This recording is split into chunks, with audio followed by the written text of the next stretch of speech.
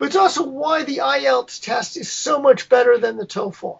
And that you're interviewing two people in person, and it's more authentic. You are now listening to the IELTS podcast. Hello there, thank you for downloading this episode.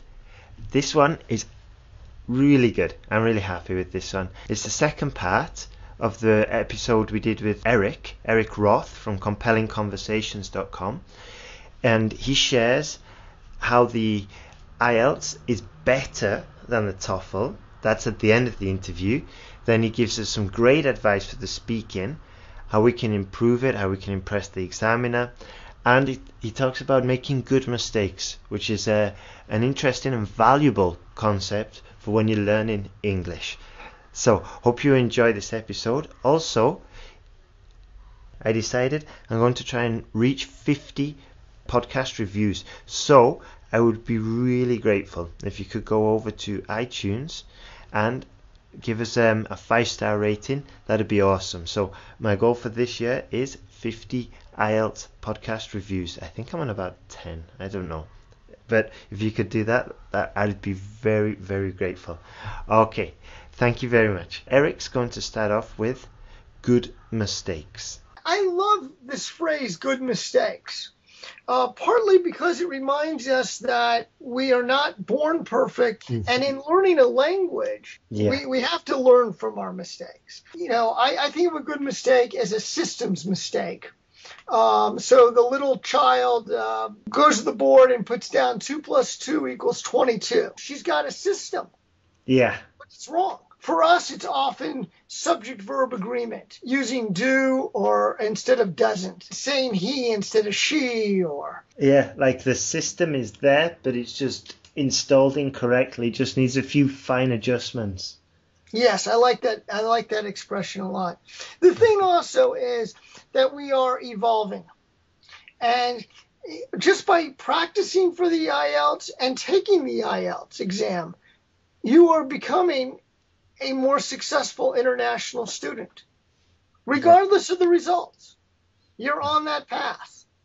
And even if you, quote, fail, and I don't think you will fail, but even if you did fail, you're coming closer to reaching your goal, and take it again. Work harder. So let's make good mistakes and don't give up. One of the things Americans are not as good at as some other people in general is persistence, resilience, bouncing back. When you're learning a language, you have to give yourself a lot of room to make good mistakes. And even if you feel like you made a mistake in part 2, part 3 starts, it's a new slate. Yeah. Don't beat yourself up. Just, it's a new slate, new shot. Let's continue. Yeah, exactly. You might have made a small mistake, but if you think exactly like you said, okay, it's part 3. I'll pick myself up and I'm just going to go for it in this one, and hopefully I'll be able to impress the examiner enough and correct any errors that were made beforehand. Or show them other facets of my language that I could pick up points for. Absolutely. I really like that. Sometimes you can do tricky things too. Like if you want to demonstrate control of the language, you can use a word that is both a noun and a verb, like schedule. Uh-huh. If you can tell us about your schedule as a typical schedule in your day, even if we asked you about your daily habits and you replace the word habit with schedule, that's nice. And then if you show us that you know how to use it both as a noun and a verb, that's even nicer. That's a stronger response. Your examiner will notice that. Another thing you can do is take just a few, 1 or 2 really nice, what we call in America, $10 words, and use those $10 words or phrases appropriately. Beautiful. Give us an example of a $10 word. I haven't heard of this before. Like cajole. Cajole's a beautiful word. I want to convince, I want to nudge, I want to push, I want to cajole you into studying harder for the IELTS exam. I see.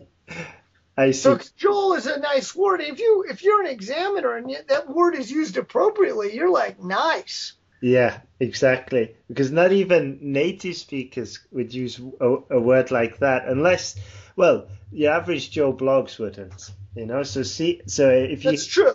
if a student, if an international student can wind it into a conversation appropriately, then happy days. It's got Yeah, points. exactly. Exactly. Yeah. Happy days. So you're trying to demonstrate facility with language. But all you need to do is have one really good word. And Yeah. if it's used appropriately, check. One nice idiomatic expression. Yeah, correctly is the key. Yeah. Yeah. Correctly is the key. Yeah, if they can hit the nail on the head, then it's all good. Sorry. Yeah, beautiful expression. Hit the nail on the head. Give that guy a 7.5. I have a question down here. How would you prepare a student? I know you've gone into sort of like the strategies and things like that, but say if you had a student and they had like 5 classes with you, what would be your main objective of just thinking out the speaking part? What exercises would you do? Well, I like the agree, disagree, and why, because it reminds us that we're always responding. And I think the more practice you have in that format, the more comfortable and effective your responses will be. So, if we have a question that says, you are what you own, you might think, well, of course you're going to disagree with that. That's an awful thing to reduce a human being to just their collection of physical possessions. One needs to articulate and explain why that is. And so more and more you say, well, what matters most in a life is the character more than the possessions. And then give us some examples from why you think your grandfather was a great man. And he might have been a poor man, but he was a kind man. He was a loving man. He sacrificed for his family. He taught his children and grandchildren. He contributed, and he had a wonderful laugh. So he was a great man, even though he was a poor man. Okay, so if you can give us these kind of stories over and over again, I think that's helpful. You want to have a range of ideas and be able to express them. I think it's helpful. So you would use like quotes as an exercise, get 2 contrasting quotes and stimulate a debate with those. Exactly. Quotes. It doesn't have to be so much even a formal debate. It's just casual talking back and forth. This is what your book is based around then. The book, Compelling Conversations or Compelling American Conversations. Is it a series of like quotes like these with exercises and frameworks to develop speaking skills? Yeah, thank you for mentioning it. So the subtitle for both those books is Questions and Quotations. So we have many questions, like 30 questions, some very simple and direct, some more abstract and difficult. How do you win the game of life is one of the questions in the sports section. Well, that's the last question because it's abstract. There's no simple answer to it. Or at least I don't see a simple answer to it. You have a range of questions. Then you have vocabulary that's related. Then we ask students to write questions because asking questions and writing questions is more difficult than is often acknowledged by English teachers. Then we have like paraphrasing proverbs, and then we have a lot of these agree, disagree, and why. So they're interesting. And they're worth thinking about. They're also excellent practice for IELTS Part 3. But the casual conversation questions are very useful for Part 1.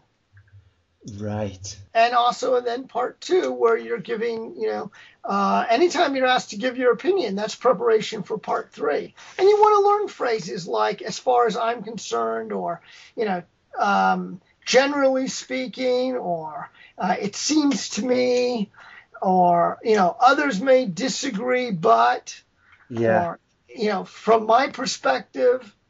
I see. And then with the exercises in the book, it's a perfect opportunity to put all these expressions into practice. Exactly. And I Yeah. really do believe that practice does not make perfect, but we will make progress. Yeah. So one thing we can do is have good, meaningful conversations in English as frequently as possible, whether it's in your English class or a private tutor or in a conversation club or at the bus stop. If you're in an area where you can have an English conversation at a bus stop. I know many of your listeners are not.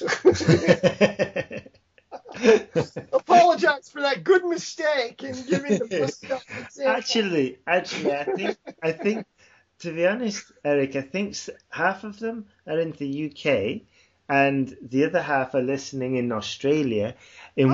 Yeah, honestly, I think, yeah, because a lot of students they take the IELTS test either to stay for immigration purposes, to stay in Australia or maybe the UK, but also they may be studying there already and they need to take the test to start the university there. It all depends, but you would be surprised. Quite a lot are in Australia or in the UK. I'm very glad to hear that.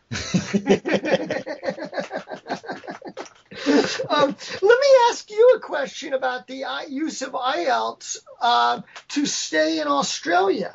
Could you tell me about that? I could give you a rough idea, but I've never done the immigration process. I'll give it my best shot to answer your question. I appreciate that. For a start off, to get the visa and everything like that, you get points.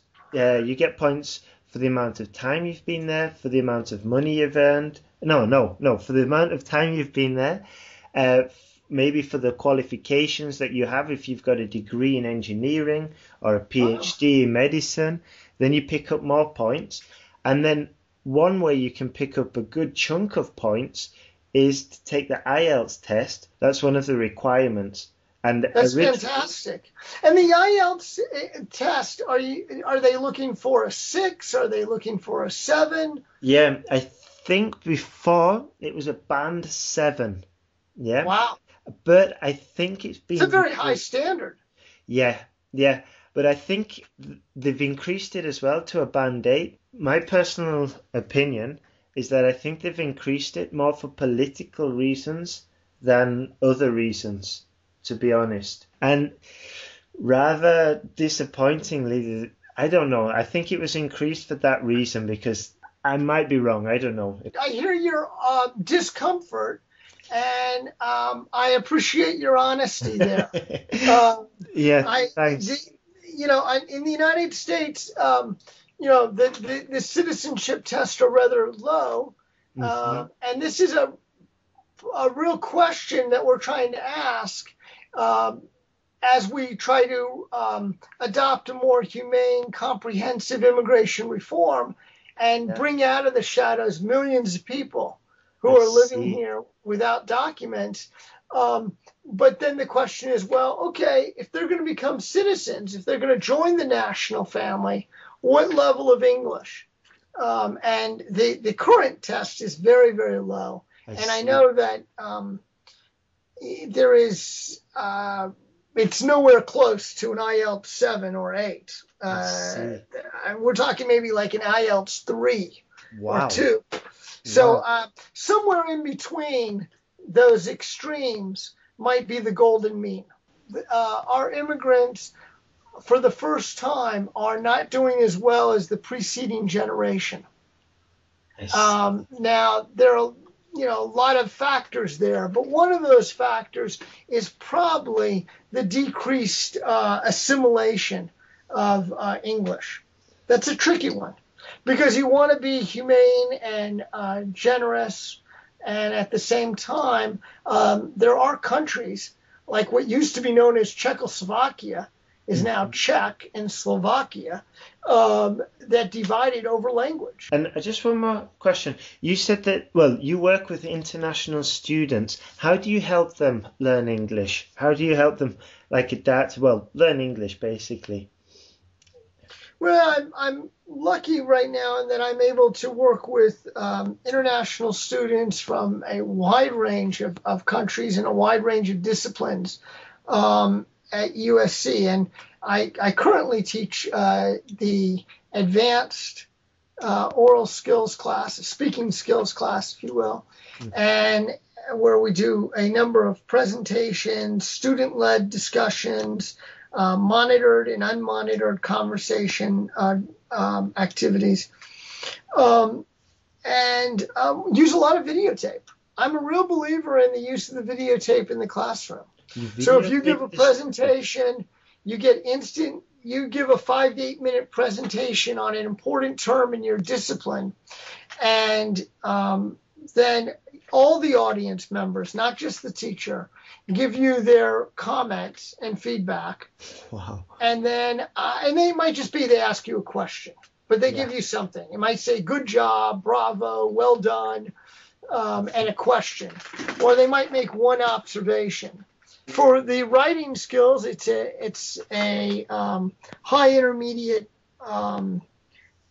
writing skills. And in an academic context, we want to make sure you're able to do both academic and professional assignments. So you're able to write an effective cover letter or letter of complaint on the professional business side, and on the academic skills, you're able to do everything from writing a problem solution essay to a term research paper to analyzing a chart or graph. Right. And writing about that. And I want to talk about graph language a little bit too, because I think it's important, not necessarily for the speaking section, obviously, but it really is important that you first accurately read the question, that you provide the context. You give kind of a location statement and provide the context. In graph G, we see, and then tell us what do we see. Right. And give us a description of what we're looking at.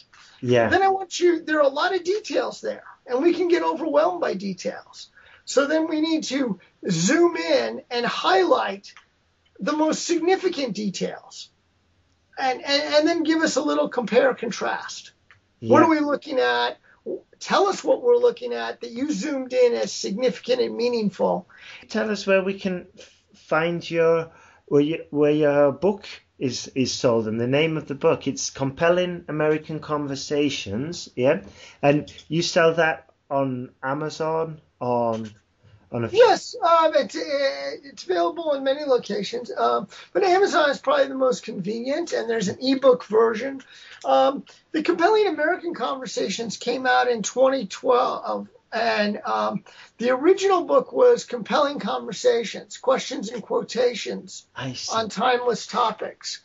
And that covered a much wider range, but it didn't have all the internet activities that I call search and share that you'll find in the Compelling American Conversations.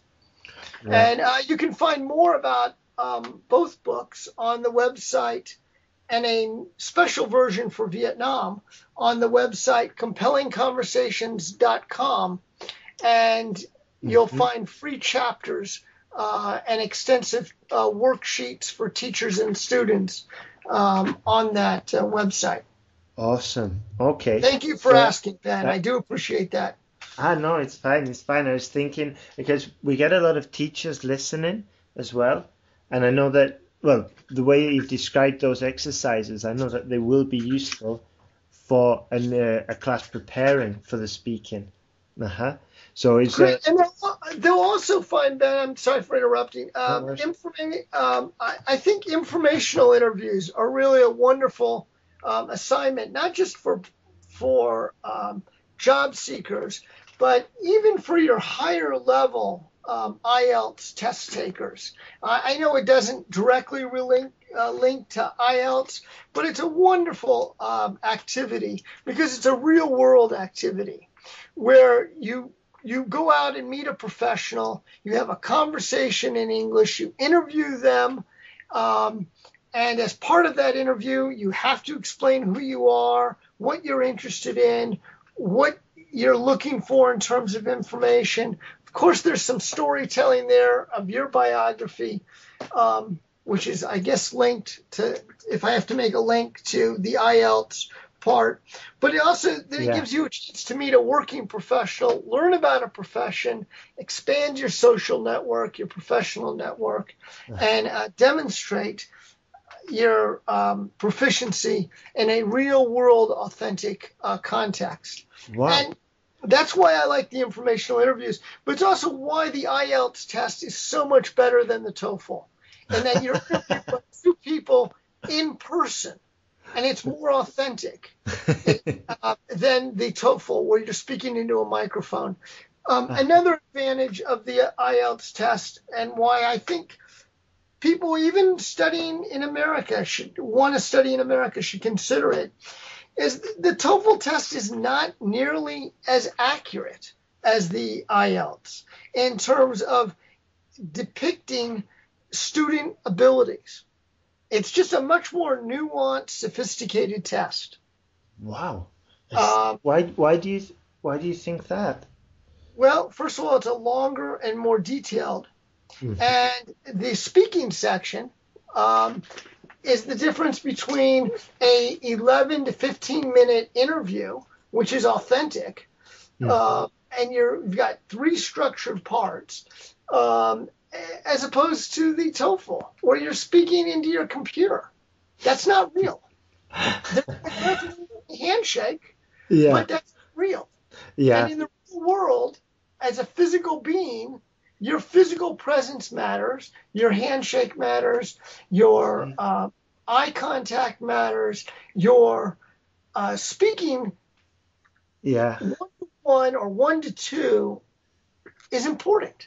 It's just, and as a result, you get a more reliable indicator of actual student ability from IELTS than TOEFL. At least that's my opinion.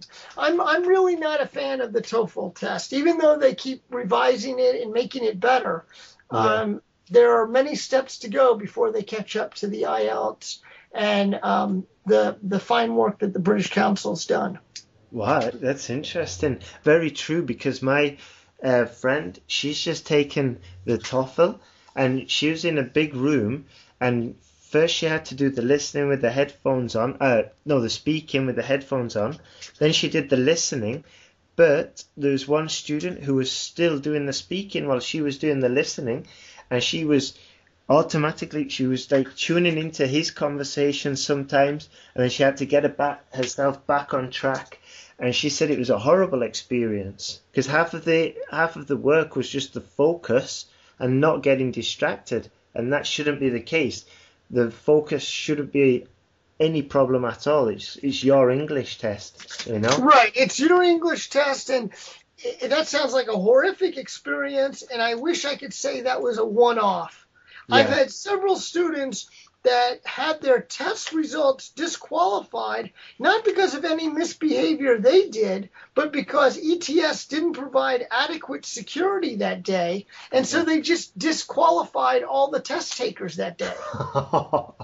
They just didn't give. So okay, even if they give you back your money or they give you a free test again, you lost that day. Exactly. And many times, time matters. So you needed to have a test result by a certain date. The IELTS administration is much better. Well, this has been a great conversation, Ben. Yeah, definitely, Eric. Definitely, man. It's been great. And thank you for agreeing to do it. It's been my pleasure. It's been a great interview.